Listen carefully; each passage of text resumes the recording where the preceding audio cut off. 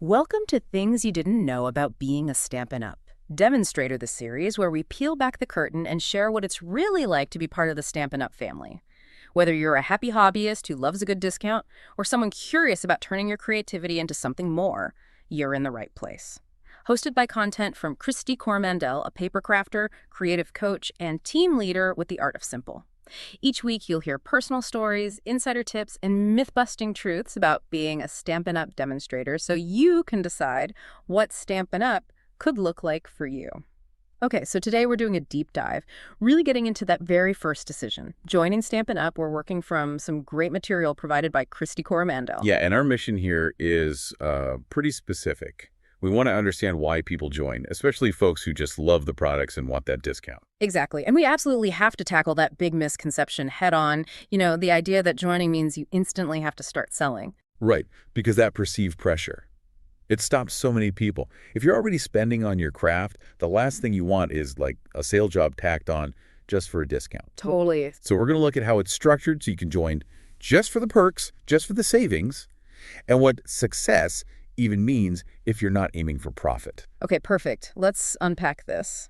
The sources start with Kristy Coromandel's own story of joining, and it's really clear she wasn't aiming to build a business. No, not at all. No classes, no customer hunting. None of that was on her radar initially. So what was the goal then? Well, it sounds like it was really practical, almost mathematical. The sources identify her as an avid buyer. Okay, meaning she was spending a fair bit already. Consistently, yeah. Yep. Stamps, ink, paper, the core stuff, month after month. So she looked at her spending and realized, getting that permanent discount. It just felt like a smart move.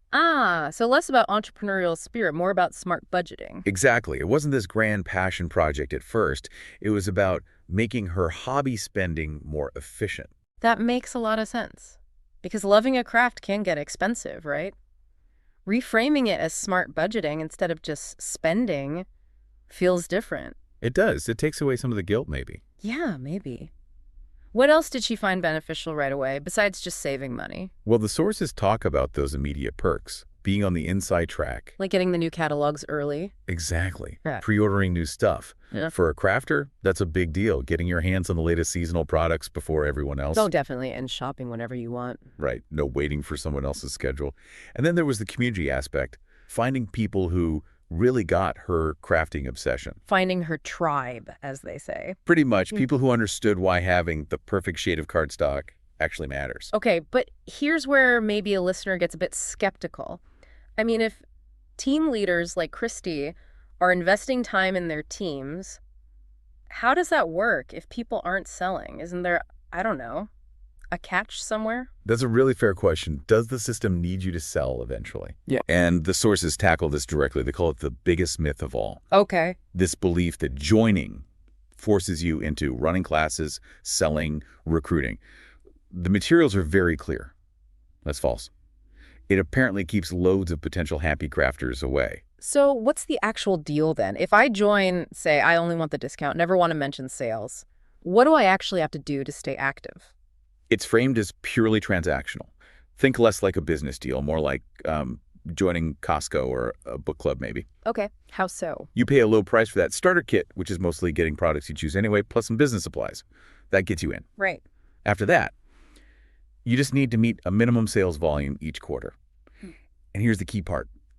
Your own purchases count towards that minimum. So you don't necessarily have to sell to anyone else. Correct. The sources state there are literally thousands of demonstrators globally who just buy for themselves, enjoy the discount, meet their minimums that way. No parties, no external sales goals, zero pressure. Okay, that is a different picture. It shifts the barrier from I need to build a business to just I need to buy the craft supplies I already love and use. Precisely. And Kristy Coromandel's team structure seems to acknowledge this up front. If you join her team just wanting the discount, they actually categorize you, right? They do. You're put into what they call stage one. Stage one, the happy hobbyist. That's the one. And it's important how they frame it. It's not like a temporary step before they push you into selling. It's a valid destination in itself. Exactly. The sources explicitly say being a happy hobbyist is a completely valid and wonderful place to be. You can stay there indefinitely.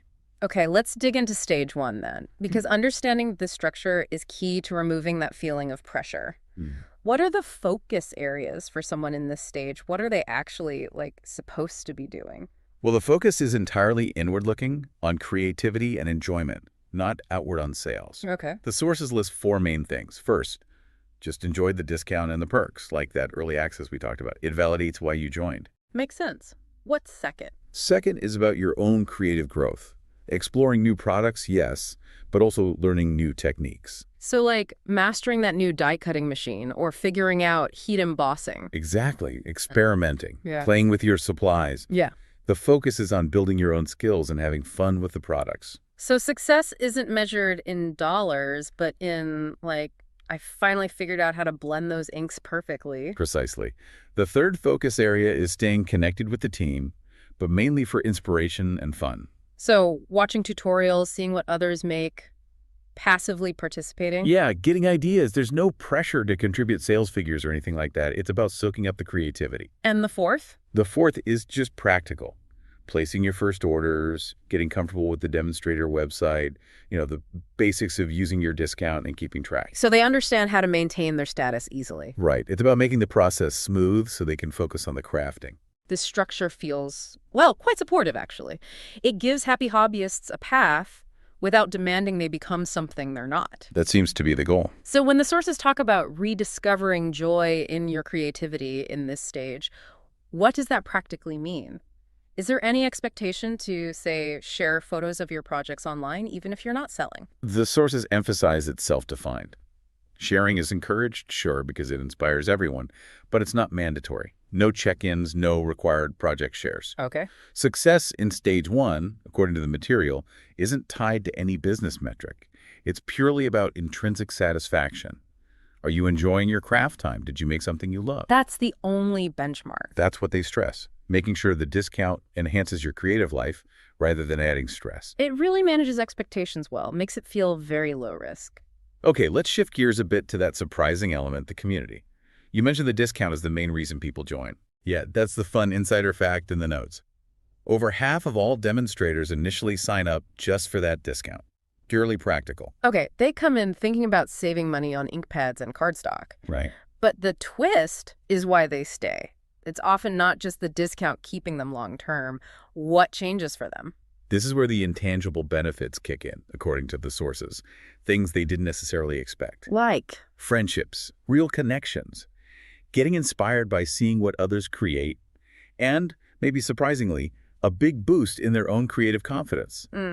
Tell me more about that confidence piece. Well, think about it. Crafting can sometimes feel a bit solitary, right? Yeah. Your family might say, "That's nice, dear," when you show them a card. But they don't get the thrill of a perfectly stamped image or finding just the right ribbon. Exactly. They don't speak the language.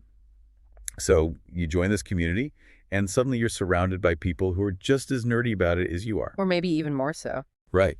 The sources talk about this supportive atmosphere, people genuinely cheering you on, sharing really specific tips, celebrating every little win. Like finally getting a technique right after struggling. Yeah.